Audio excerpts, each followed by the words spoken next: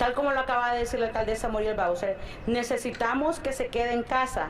La mejor manera de proteger a su familia y a nuestra comunidad es que todos nos quedemos en casa. Muchas gracias. Thank you.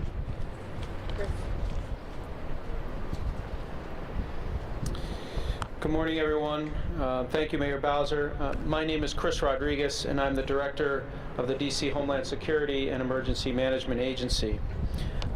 I'd like to begin by thanking Mayor Bowser for her continued leadership throughout the district's response to COVID-19 and to all of our district agencies and federal partners for their continued support. I'd like to provide two brief updates this morning.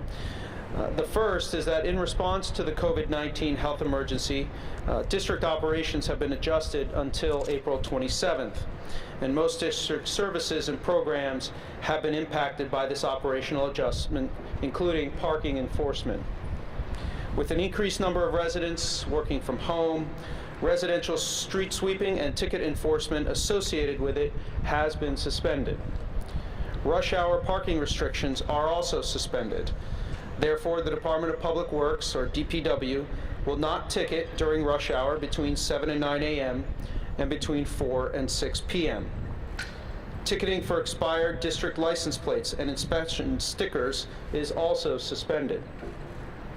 The District Department of Transportation, DDOT, will offer temporary pickup drop-off zones to allow residents and commercial drivers easy access to restaurants and eateries that are still offering delivery or carry-out service during the mayor's declared public health emergency.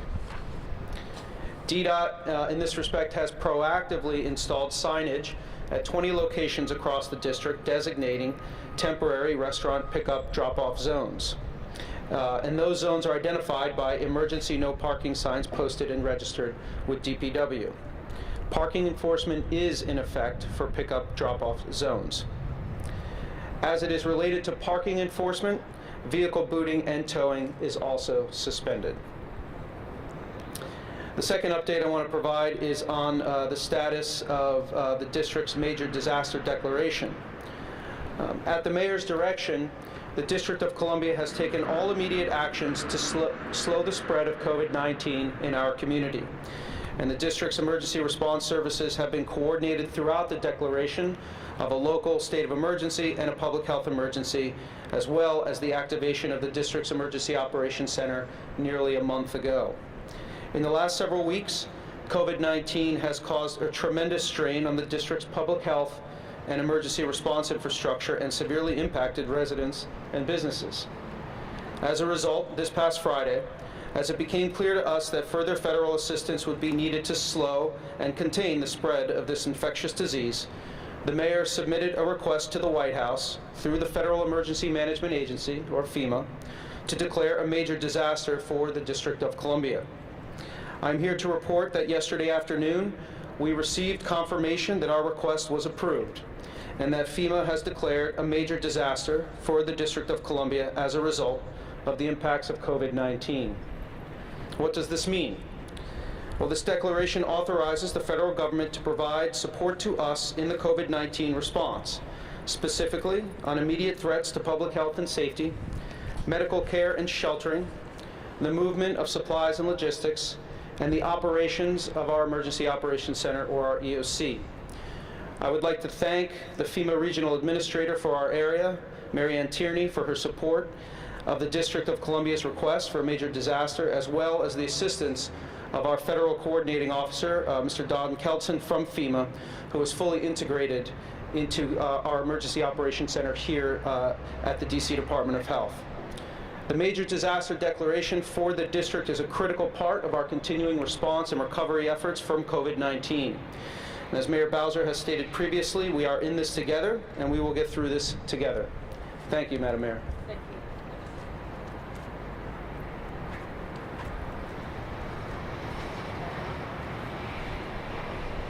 I'm just going to give a report out from it on the number of first responders who have been impacted by COVID-19. So for the DC Fire and EMS, as of 3/29, there have been 14 members who have been tested positive for COVID-19. There are currently 177 personnel in quarantine due to COVID-19. For fire EMS as well as the other agencies that I'll mention, keep in mind some of these quarantines are the result of interactions at work. Some of the quarantined individuals are the result of interactions outside of work. For the Metropolitan Police Department, they have had 5 individuals who have tested positive for COVID-19, and they have 161 personnel who are currently out due to COVID-19. For the DC Department of Corrections, the staff, there is 1 individual who has tested positive for COVID-19, and there are 71 staff members who are quarantined as a result of COVID-19. And then for the Department of Corrections, the residents in their custody, they've had 4 individuals positive for COVID-19, and they have 83 individuals who currently are in quarantine. Those quarantine numbers do fluctuate. People come back from quarantine, and people are added to quarantine based on the direction of the health department. Thank you. Questions? Yes. Mayor, I have some questions about the jail. We talked by phone with an inmate there who complained that apparently he's not in this unit where people are quarantined, but one, that there's recycled air, and honestly I don't know, but that's what he said, and that's what a correctional officer said, they have recycled air. He's concerned about that, and that the only way they have to clean their units is the soap they bathe with. You won't give them bleach or anything like that. The correctional officers also complained that the administrative area is cleaned professionally daily, but no other area. Any comment about these people, their concern about? Well, absolutely, Sam. We are following all of our CDC guidance and cleaning protocols and making sure that our residents who are being served there during their time of incarceration are getting all due care according to those guidelines. I also want to advise that all of the people who are in quarantine, who are residents of the jail, who are serving time at the jail, they are being served by medical staff. We have a medical unit, as you know, a clinic operated by Unity Healthcare, and they are servicing with food and other needs in the quarantined area.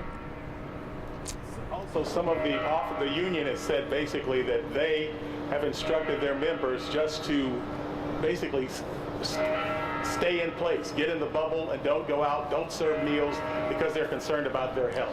Well, all of the guards there work for the warden and the director of the DOC, and those are the instructions they should follow. Yes? Can you give us some more information on the drive-thru and walk-up side at UMC? What's the scope of it, the days, the hours, how many personnel will be there? We expect Darren to be able to give you all that information later in the week, and they're doing some kind of quality assurance right now to make sure that we'll be ready.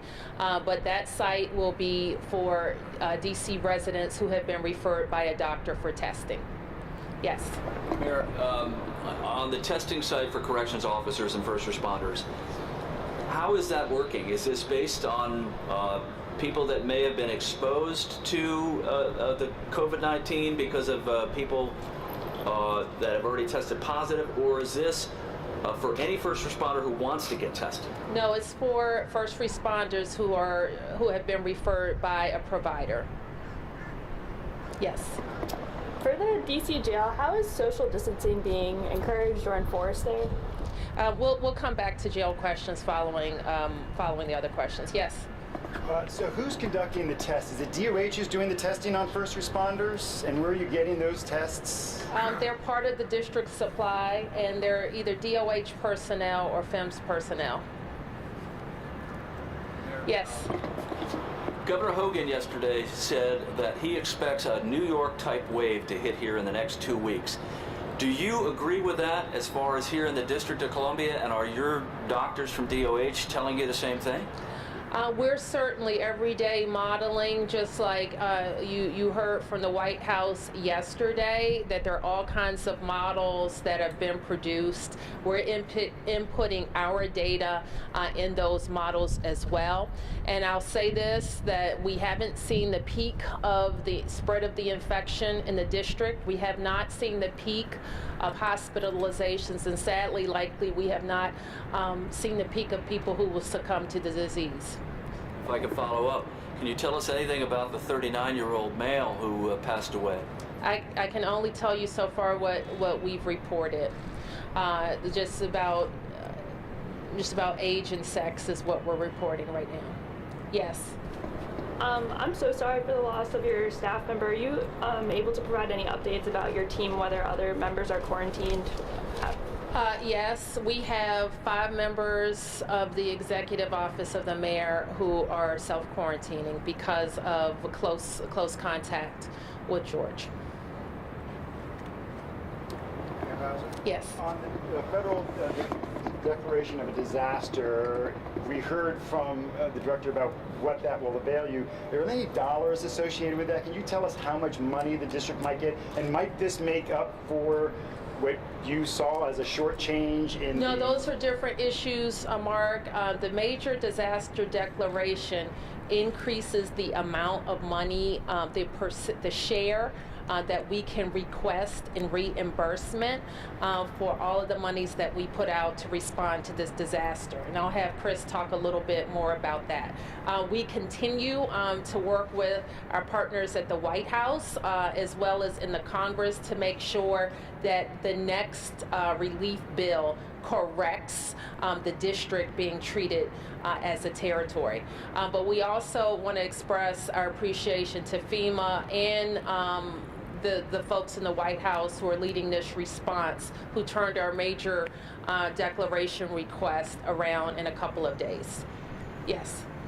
Just kind of curious about the 5 members quarantined. When are they going to quarantine? Do they include any department heads, any members of DOH, and is Ronald Ross one of them? I'm not going to talk in specifics about individuals. They do not include department heads. I do not believe. Yes. Mayor, can I ask you about crime numbers? Are you seeing a large reduction of arrests in the city? And secondly, are you seeing an increase in domestic violence calls? I got a briefing this morning about domestic violence calls, and we haven't seen an increase. We think they're, from the previous 30 days and from this time last year, they're about the same. Having said that, we don't want anybody being bullied or violently treated in their home. So we want everybody to continue to avail themselves of resources so that we can get people some help. We've also put out a lot of information about mental health and people staying active and reaching out and asking us if they need help. I will tell you a stubborn number that we haven't seen any change in, and that we may have seen some change. I shouldn't say any change, but we're still seeing gunfire in our communities, and so we want to remind people to continue to let us know about illegal guns in our community so that we can get to these guns before they're used in a violent act in Washington, D.C. What about arrests? Are you seeing them downturn there? Let me ask Kevin to address the arrest. As you know, there's a concerted effort to try to reduce the number of individuals who are entering the justice system right now. And that includes a few different initiatives. One is the use of citations much more robustly in lieu of arrest than previously was done.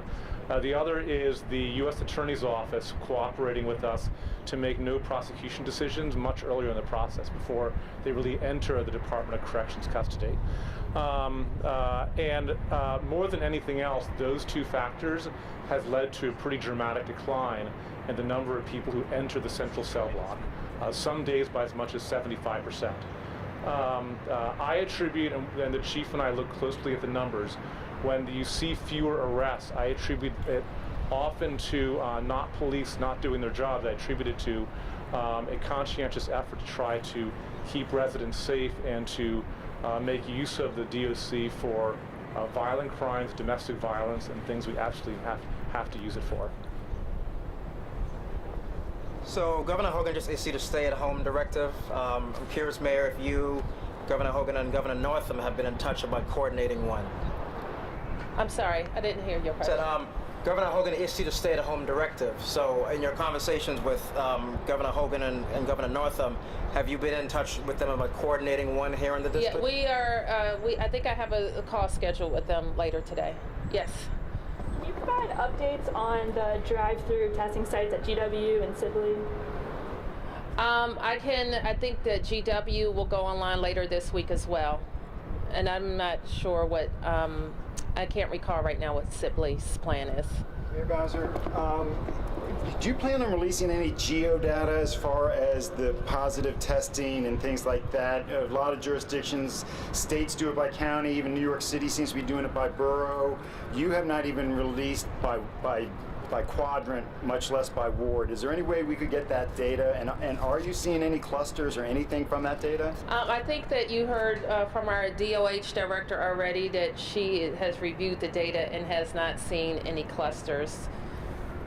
No plans to release that? And as the data develops, it's evolving all the time what we're able to report. But keep in mind that some counties and boroughs are many more people than our whole city. So as the collection of data evolves, there may be more that's releasable. Yes. Any more meetings with the Virginia and Maryland governors? I just mentioned that we have a plan called for later. Today? Mm-hmm. Is it possible you might take the action that Governor Hogan has announced today? I don't know. I don't really know what you're talking about, but let me finish. I can tell you that we have issued orders for people to stay at home, and that's what we mean. Yes. All right. A couple more questions. Yes. Earlier you mentioned that we haven't really seen the peak of hospitalizations and sort of the impact of this virus, and the White House, they projected about 100,000 to 200,000 deaths if they do things right. At the risk of sounding grim, what's the projection for DC in terms of infections, in terms of possible deaths? I can tell you that we're planning for our surge of hospitalizations, and that's what we can discuss right now. When are you thinking the surge might hit? The models vary, Sam, but we want to have our surge capacity online by the first week in May. Yes.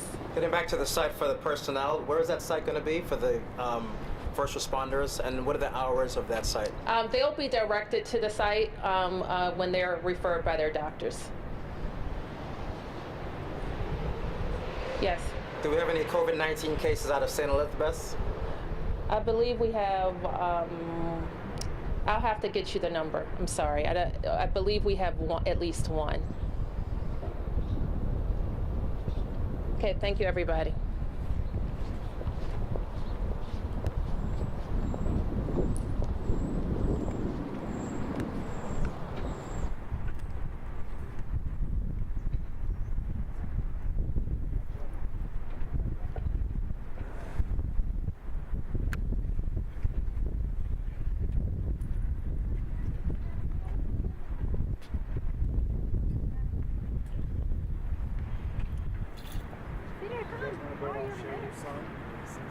Split decision.